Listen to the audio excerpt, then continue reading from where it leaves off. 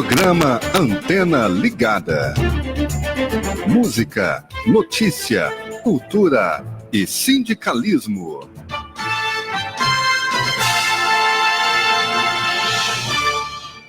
Bom dia, hoje é quinta-feira, dia 5 de fevereiro. Nós estamos começando mais uma edição do programa Antena Ligada. Eu sou a jornalista Maísa Lima, com apoio técnico do William Rodrigues. E aqui, começando o programa comigo, eu estou com o presidente da FETAEG, que é a Federação dos Trabalhadores da Agricultura Familiar no estado de Goiás, o Alair Luiz dos Santos, e o Eleandro Borges, que também é da FETAEG. Alair, você está começando o ano com um novo desafio. Você foi eleito para a coordenação da CONTAG, a Confederação dos Trabalhadores da Agricultura Familiar, no Centro-Oeste. Quais são os maiores desafios que você percebe que vai encarar agora em 2020? Bom dia, Maísa. Bom dia, Willy. Bom dia, ouvintes da Rádio do Trabalhador. Então, mas essa é uma coordenação regional. A CONTAG, ela tem 5 coordenações regionais. Então, o país dividido em 5 regiões, né? 5 grandes regiões. Região Centro-Oeste, que é a nossa, região Norte, Nordeste, Sul e Sudeste. Correto. Né? Então, essa é a organização da CONTAG. Nós fomos eleitos numa equipe de 5 coordenadores, né, para cuidar da Regional Centro-Oeste, aqui, levando as políticas da CONTAG, discutindo aquilo que é anseio dos trabalhadores, da representação sindical, e levando para dentro da CONTAG para discutir a nível nacional. Então, é isso que é o papel nosso. Qual que é o maior desafio? O enfrentamento às políticas do agronegócio e do governo federal. O governo federal está indicando para uma política muito forte de valorização do agronegócio, de autoexploração dos trabalhadores assalariados e uma exterminação da agricultura familiar. Então, esse é o grande desafio, né? Então, se nós pensarmos em combater essa política, valorizando a agricultura familiar, então nós temos que trabalhar nessa linha, né?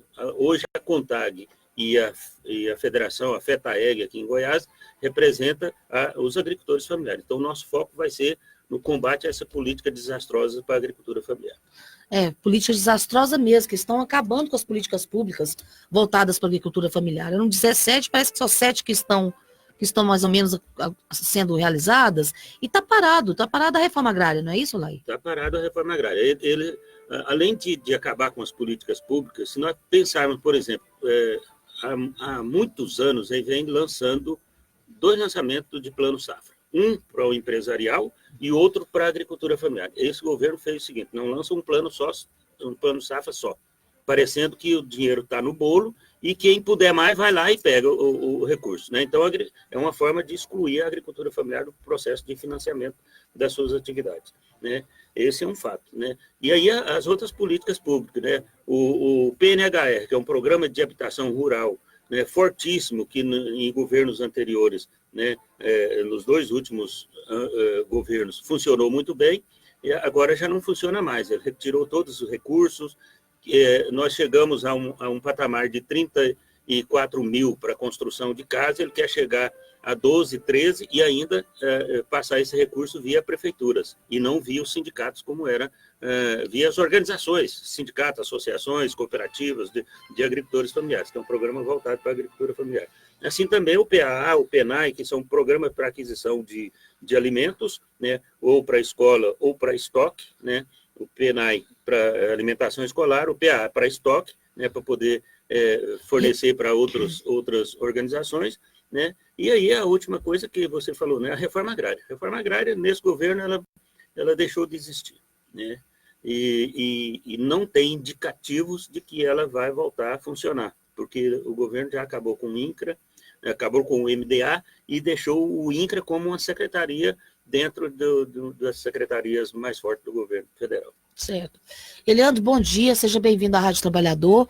Hoje está tendo uma atividade da FETAEG na Central Única dos Trabalhadores. O que vocês estão se reunindo para discutir o que na Senacult? Bom dia, bom dia, William, né? William. Bom dia, Alair, está aqui presente, os ouvintes, né? Nós estamos aqui hoje reunindo o Polo Meia Ponte.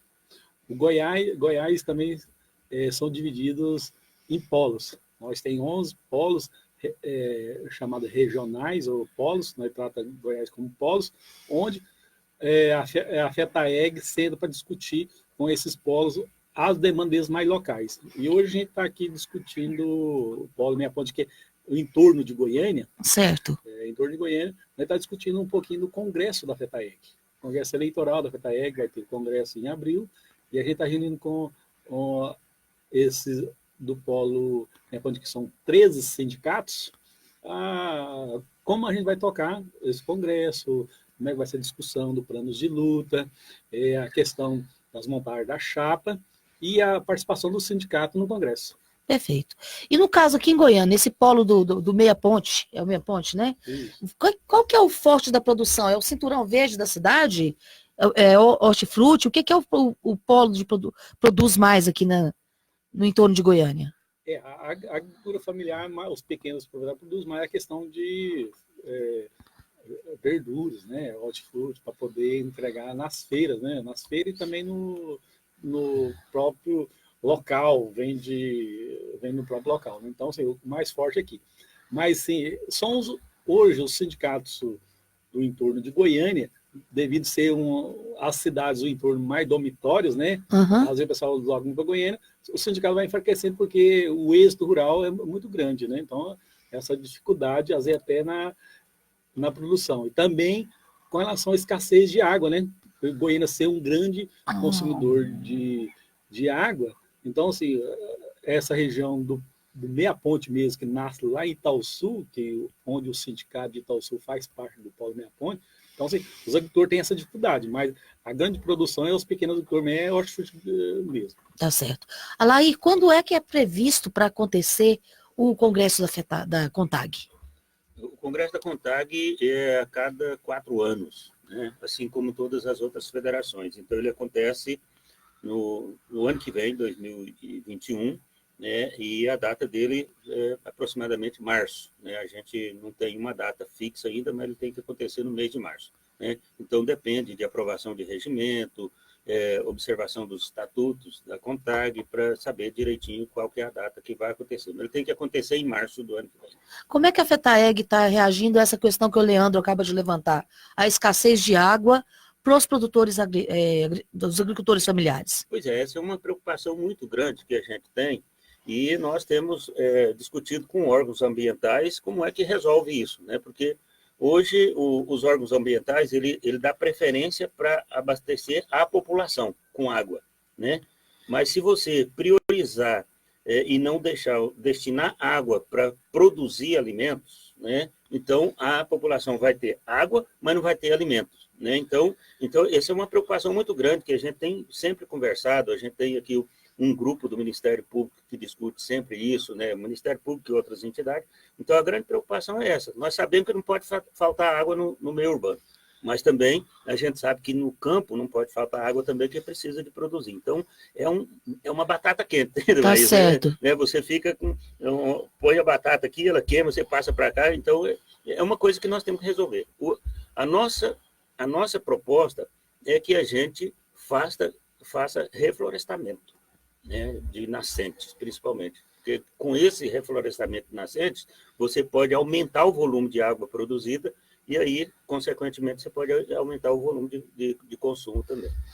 Isso não existe aqui, esse problema não está sendo afetado por barragens clandestinas, não?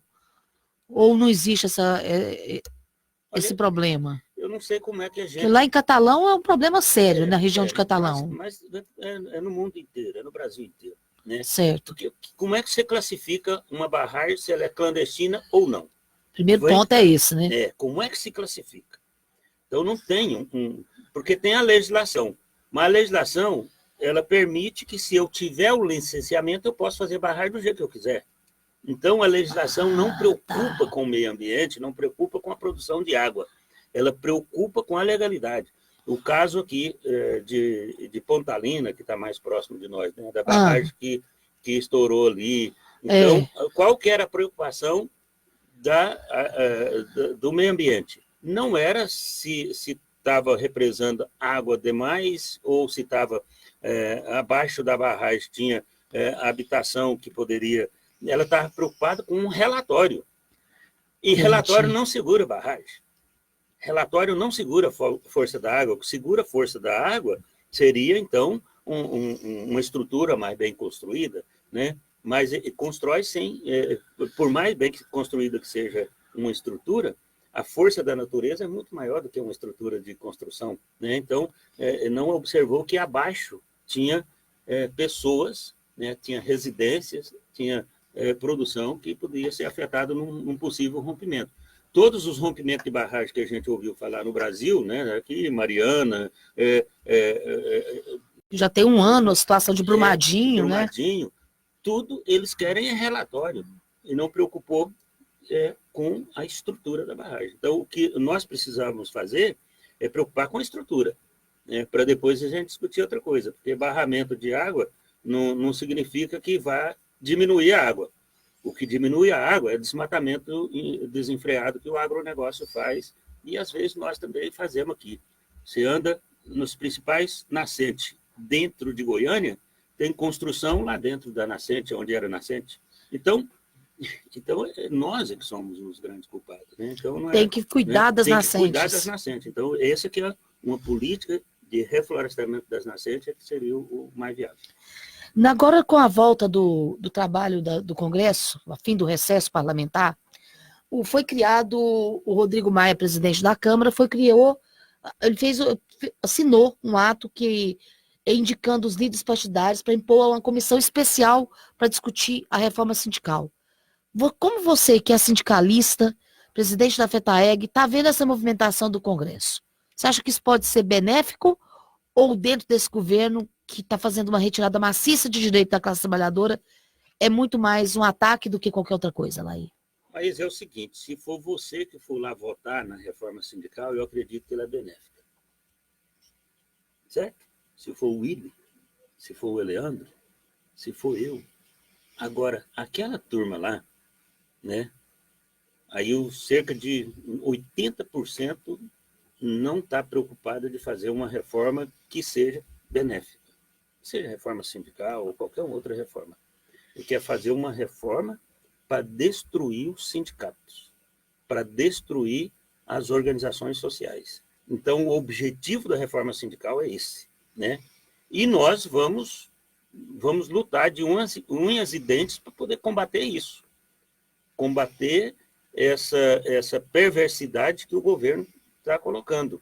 Agora, ele vem pregando isso o tempo todo, desde época de campanha. Foi, eu vou retirar direitos, vou acabar com as organizações sociais, eu vou acabar com isso.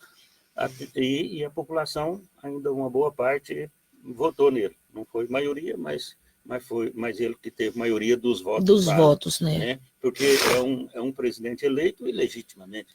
Porque não foi maioria da população eleitoral que votou nele, foi uma minoria, né? Mas aí teve aqueles que deixaram de votar, teve aqueles que votaram em outro. Então, se pegar a soma de quem votou no adversário dele e a soma de quem deixou de votar, aí dá maioria. Então, não pode se esperar nada de bom, então. É para isso que ele veio. O projeto dele é esse. De destruir direitos. De destruir direitos, de destruir possibilidades de crescimento da população mais carente. Tá certo. Hoje, no caso da agricultura familiar, Laí, além da questão de políticas públicas que estão paradas, tá sem verba para poder... Porque tem o Plano Safra, que até 2019, 2020, ainda tem quase metade dos recursos que ainda não foram aplicados. Qual a dificuldade? Por que o agricultor familiar não está conseguindo acessar esse crédito? Por dois motivos. No estado de Goiás, basicamente, é por falta de assistência técnica. Olha aí. Porque nós temos aqui uma Emater, um nome pomposo, mas vai lá ver se tem técnico, né? Então, nós não temos técnicos para prestar uma assistência técnica para elaborar os projetos para o agricultor acessar o crédito. Porque é através de um projeto, né, de produção é que você acessa o crédito. Então, o principal é esse, né? E aí, esse é o principal no estado de Goiás. Mas, a nível geral, e aí o estado de Goiás também tem, que é a dificuldade do próprio banco. O banco prefere financiar R$ 1 milhão num projeto só do que financiar 30, 50 mil reais para chegar a R$ 1 milhão com vários projetinhos para ser analisado e trazendo responsabilidade, né? Então, cada projetinho, que seja de 30, de 50 ou de 100 mil reais, ele tem uma responsabilidade. Então, se você pegar R$ 1 milhão distribuído em 50 projetos, você tem ali 20 responsabilidades, 20 pessoas responsáveis. Se for 1 milhão para uma pessoa só, é um só responsável. Mas esse é o objetivo da agricultura familiar, né, Leandro? De garantir mais gente, capilarizar esse dinheiro para mais produtores. Mas a gente está com a reunião ali atrasada, o pessoal está ali negociando, mas a gente gostaria de estar participando mais e até divulgando isso para a população, porque a Rádio do Trabalhador, a Rádio CUT, tem um acesso mais na capital, né? Essa questão do meio ambiente, nós, agricultor familiar, é o que mais preserva. Nós somos produtores de água. Eu estou voltando lá um assunto que o Olay estava falando. Isso nos interessa muito e a gente tem trabalhado isso. Os sindicatos, igual falando aqui na reforma da Brena, hoje os sindicatos é o que organiza a categoria dos agricultores, porque não tem ninguém que fala por eles, porque os políticos só vai na época do voto, e vai com azeite comprar o voto dos agricultores, com promessas, e depois abandona eles, né? A maioria dos agricultores também. Hoje a nossa agricultura familiar, graças ao governo, os governos do PT, ainda tem uma bainha, nós falamos lá na roça, nós falamos a manteiga, uma banha, nós temos uma banha para poder dos governos do PT ainda, mas pode acabar, né? Pode acabar. E, então, assim, o agricultor está lá hoje na questão não só da produção de verduras, hortifruti, mas também na questão da produção do leite. A agricultura familiar hoje é a grande responsável da produção de leite. Então, a gente precisa estar organizando. E, para mim, encerrar aqui minha participação, agradeço e pedir licença para nós podermos ir a outra reunião lá. Obrigado. Tá bom, então. Muito obrigada pela presença da FETAEG aqui na Rádio Trabalhador. Nós vamos passar alguns informes enquanto esperamos o Ademar do Sindicep chegar, para a gente dar continuidade ao trabalho. Muito obrigado, bom trabalho para vocês, gente. Aproveito para informar aos nossos internautas, aos nossos ouvintes da Rádio Trabalhador, que o campus Goiânia, do Instituto Federal de Goiás, do IFG, está ofertando 25 vagas à comunidade externa, ou seja, a população, quem quiser, quem tiver interesse, para o curso de extensão Surdez e Libras, aspectos técnicos e práticos. O curso é gratuito e tem duração de 3 meses e meio. Pode participar da seleção qualquer pessoa maior de 18 anos. Os aprovados vão ter que efetuar a matrícula até agora, o próximo dia 27 de fevereiro. Tem um preenchimento disponível lá no site do IFG. E o curso vai se iniciar no dia 2 de março, com previsão de término em 15 de junho. O objetivo do projeto de extensão, segundo os organizadores do IFG, é promover o entendimento da identidade da cultura surda, possibilitando às pessoas ouvintes a comunicação com as pessoas que têm deficiência auditiva.